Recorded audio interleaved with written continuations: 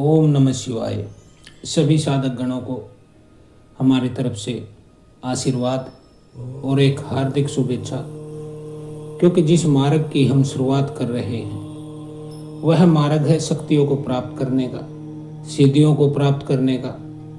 एक सफल साधक कैसे बने, एक तांत्रिक कैसे बने और लोगों के कष्टों का निवारण कैसे करें, इससे संबंध में यह साधना हम शुरू करा रहे हैं। साधना के विषय में आपको बता दिया गया है। यह साधना स्टेप बाय स्टेप चलेगी, बिल्कुल स्टेप से चलेगी, और जिस जिस देवी देवता की साधना होगी वह वीडियो के हिसाब से डाला जाएगा। इसमें शुरुआत हम करते हैं माँ गायत्री साधना से, क्योंकि देखिए, यदि आपको तंत्र में माहिर होना है, एक भगत बनना है, भक्तावल की दुनिया में आपको आगे बढ़ना है, तो सर्वप्रथम हम ज्ञान की देवी को, सरस्वती माता को, गायत्री माता को और अपने गुरुदेव को, इन तीन लोगों को हमें हमेशा धारण करना होगा। सर्वप्रथम इनको ही आपको संतुष्ट करना होगा, उसके बाद ही आप तंत्र मार्ग में आगे बढ़ पाएंगे।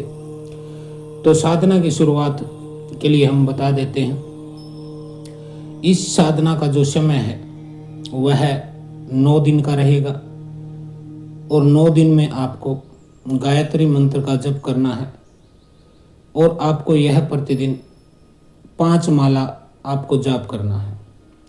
108 मनके की माला होती है, तो 5 माला आपको जप करना है। इसमें दिशा कौन सी रहेगी, तो देखिए, यदि आप सुबह के समय साधना करते हैं, सुबह मतलब 5 बजे से लेके 9 बजे के बीच में, यदि आप सुबह के समय साधना करते हैं तो आपका मुख पूर्व दिशा की तरफ रहेगा। उसी तरह यदि आप शाम को साधना करते हैं, यानी कि 6 बजे से लेके 11 बजे के बीच में किसी भी समय आप करते हैं सूर्यास्त के पश्चात, तो फिर आपको पश्चिम दिशा की तरफ अपना मुख करना चाहिए। माला तुलसी की, चंदन की आप ले सकते हैं इसमें, या फिर आपके पास कोई पुरानी माला है जिस पे आप जप करते आ रहे हैं, चाहे वह रुद्राक्ष की हो, मूंगा की हो, कमलगट्टा की हो, किसी भी चीज की हो। यदि कोई पुरानी माला आपके पास है जिस पर आपने पहले भी साधनाएं की है, जाप किया है, तो आप उसी माला को रखेंगे। आसन इसमें कुश का बताया गया है, चटाई भी आप ले सकते हैं। यदि आपके पास कोई पहले से आसन है जिस पर आप साधना करते हैं, तो उसी आसन को धो लीजिएगा। माला को आपको रात के समय एक कटोरे में पानी डाल के उसमें 2 चम्मच दूध डालेंगे और रात भर उसमें माला को छोड़ देंगे। आसन को भी धोकर सुखा देंगे। इन दोनों चीज़ों को आपको शुद्ध कर लेना अनिवार्य है। तो यह गायत्री साधना मैं आपको दे रहा हूँ, स्टार्टिंग करवा रहा हूँ। यदि आपके कोई गुरु है तो आप उनके पास जाके दीक्षा लीजिए और फिर आप यह साधना कर सकते हैं।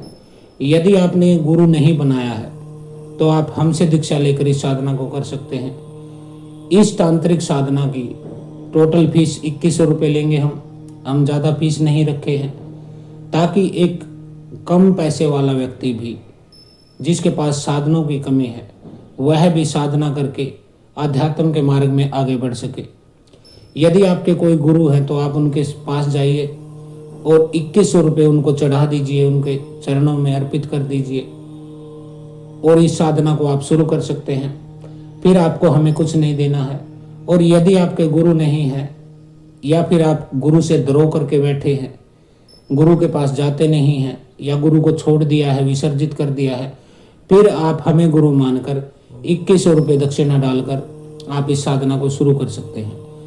क्योंकि दक्षिणा के बगैर कोई भी आपका कर्मकांड फलदायक नहीं रहेगा। तो माता गायत्री की साधना से यह शुरुआत की जाती है। 9 दिन की साधना रहेगी। इसमें क्या क्या चीजें वर्जित है, यानी परहेज क्या करना है, तो देखिए, इसमें मांस, मछली, शराब और संभोग, ये 4 चीजें आपको नहीं करनी है। आपको पूर्ण ब्रह्मचर्य का पालन करना है, शुद्ध सात्विक भोजन करना है, ज़्यादा तला हुआ, मसाले का, ज़्यादा तीखा, स्पाइसी, इस चीज़ों से आपको परहेज करना है। आपको सिंपल नमक मिर्च वाली सब्जी खानी है, बगैर तड़के की सब्जी खानी है। इसको आपको अपने जीवन में उतारना है। यह साधना 9 दिन चलेगी। तब तक आपको शुद्ध सात्विक भोजन रखना है, शरीर को, कपड़ों को भी शुद्ध रखना है, साफ रखना है, और संभोग आदि से आपको दूर रहना। ठीक है जी। अब इस साधना में मंत्र जप आप सुबह के समय करेंगे तो आपको सूर्य को जल जरूर देना है। जाप के समय ही एक गिलास पानी का, उसमें 8-10 दाने चीनी के डाल लीजिए और अपने पास रख लीजिए। जाप खत्म होने के पश्चात आपको यह जल सूर्य भगवान को दे देना है और माता गायत्री का नाम लेकर आपको अर्घ्य देना है। बोलना है, हे सूर्य नारायण, मेरा यह अर्घ्य माता गायत्री तक पहुंचा दीजिए। आपको नमस्कार, आपको प्रणाम। तो सूर्य को जल देना इसमें अनिवार्य है। अब जप कैसे करना है तो देखिए, जप आपको ऊंची आवाज में नहीं करना है, न तो ऊंची आवाज में करना है, न ही बिल्कुल चुप आपको रहना है। यानी कि आपको धीरे धीरे मंत्र का जाप करना है। मैं एक बार करके बता देता हूँ।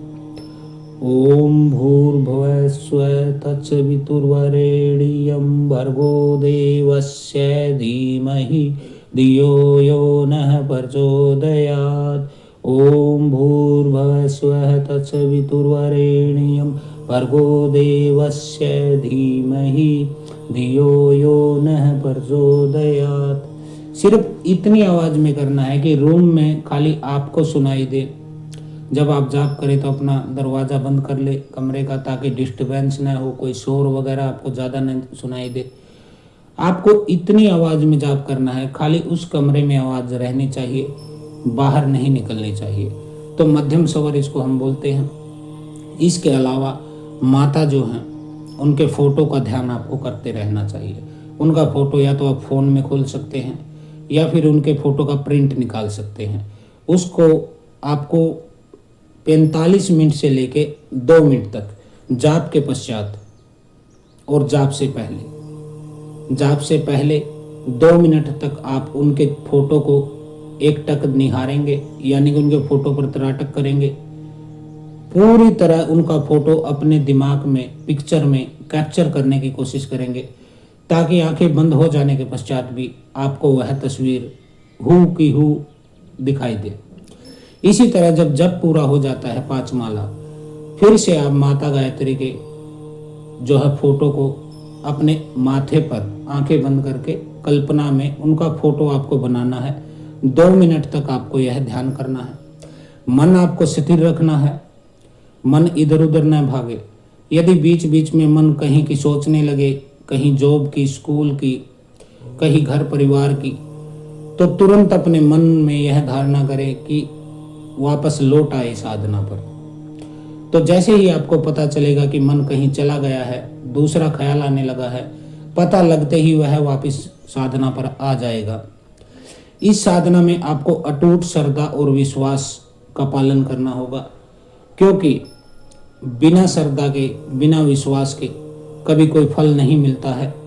जिसका मन अस्थिर होता है, डोलता रहता है, जो रोज रोज गुरु बदलता है और इष्ट को बदलता है, यानी कि आज यह साधना कर रहा है, कल को यूट्यूब पे कोई नई वीडियो आया वो साधना करने लगा, परसों किसी और गुरु की वीडियो सुनने लगा।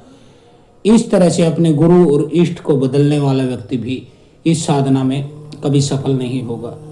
तांत्रिक साधना एक प्रक्रिया होती है जो आपको आपके जीवन स्तर से ऊपर उठाती है, आप देवतुल्य हो जाते हैं। इसलिए यह साधना कर्म से होनी चाहिए, यानी कि स्टेप बाय स्टेप। इसीलिए मैं आपको इसकी शुरुआत बड़े हिसाब से करवाऊंगा, बड़े ही नियंत्रण से आपको, नियमों से आपको साधना कराऊंगा, ताकि आपकी सफलता 90% आप सफल हो सके। 10% कमी जो रह जाती है वह कोई दिक्कत नहीं होती है। आप दोबारा साधना, अगली साधना करेंगे तो उसमें उन गलतियों को दूर कर सकते हैं। जो लोग कुल देवी और पितर को भोग नहीं देते हैं कोई भी साधना करने से पहले, उनको भी फल नहीं मिलता है। इसलिए कुल देवी और पितरों के लिए आपको लौंग मिश्री का अग्नि पर भोग देना होगा। आप अग्नि पर दीजिए, गोबर के कंडे के उपले पर दीजिए, लकड़ी की आग पे दीजिए, या फिर कपूर लीजिए पूजा का कपूर डाल के आप 2 लौंग 1 मिश्री गणेश जी के नाम से, 2 लौंग 1 मिश्री कुलदेवी के नाम से, 2 लौंग 1 मिश्री पितृदेव के नाम से और 2 लौंग 1 मिश्री माता गायत्री के नाम से आपको अग्नि पर प्रतिदिन जाप से पहले भोग देना होता है। आसन पर बैठे और भोग दे दिया।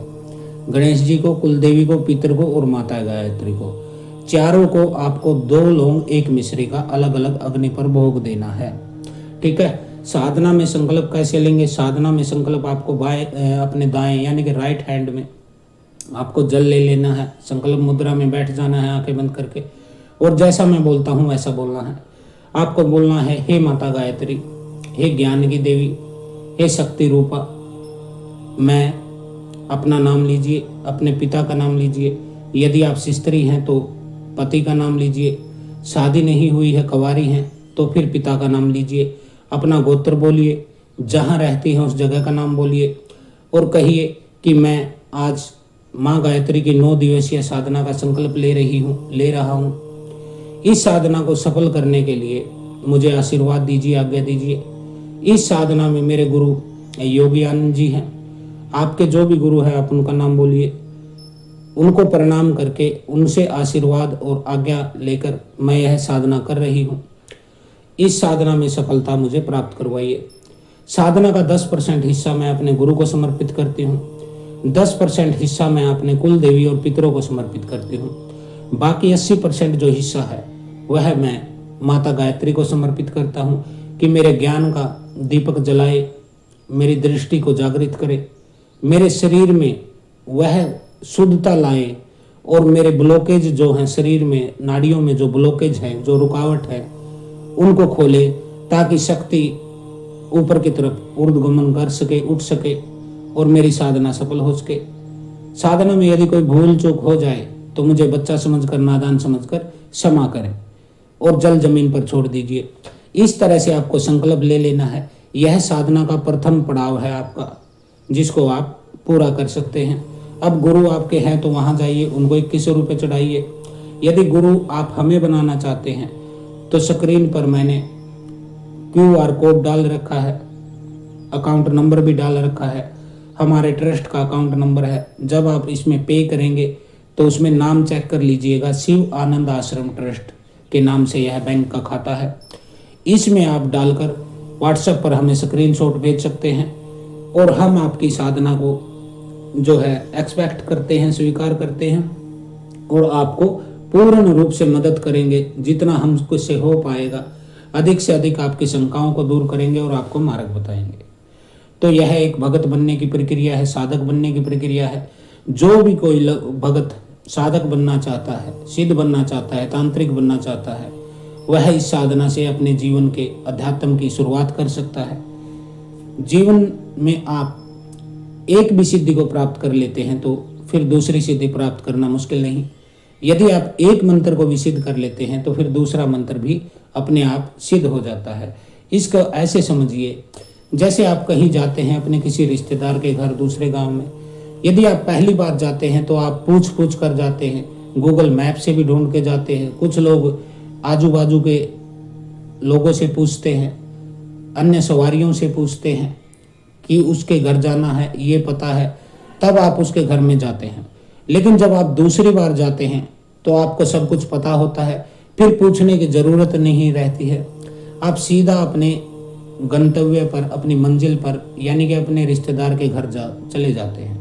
उसी तरह मंत्रों में और तंत्र साधना में है।